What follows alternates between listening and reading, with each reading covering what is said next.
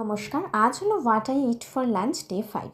সোমবার মানেই আমাদের বাড়িতে মাছের সম্ভার। আর আজকে আমাদের পদ কিন্তু অনেক ছিল, ওই পঞ্চব্যঞ্জন যাকে বলে।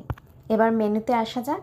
ছিল বাঙালিদের লাঞ্চের মেনুতে ভাত তো থাকবেই, তার সাথে ছিল লেবু পাতা দিয়ে মুসুরির ডাল। এটা খেতে কিন্তু অসাধারণ লাগে, বিশেষ করে আলু ভাতের সাথে। কিন্তু লাঞ্চের মেনুতে অনেক কিছু থাকাতে আমি ব্রেকফাস্টেই ভাত, ডাল, আলু ভাতে অল্প করে খেয়ে নিয়েছিলাম। তারপর ছিল ট্যাংরা মাছের ঝোল।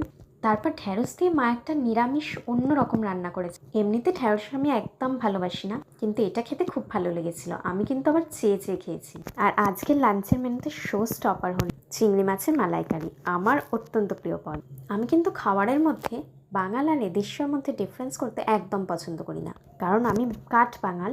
কিন্তু ইলিশ আর চিংড়ি মাছ দুটোই আমার খুব পছন্দের। আর শেষে ছিল স্যালাড। আমরা লাঞ্চে প্রত্যেক দিনই স্যালাড খাই।